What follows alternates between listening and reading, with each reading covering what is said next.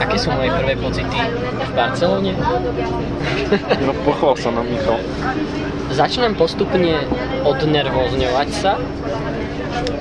Postupne opadáva stres, ale ten opadne až keď budeme úplne... Až keď budeme s Oldom piť mojito. Až keď budeme s Oldom piť mojito. Teraz ešte stále riešim, že kde prestúpime a kde stretneme Svetlanu. A ako bude Svetlana vyzerať. To je veľmi dôležité. Ale podľa hlasu zatiaľ... A ubytko, aké bude, to ešte dosť podstatné. Ubytko... Či nebudeme s Robom na manželskej posteli? To je tiež dosť kritické.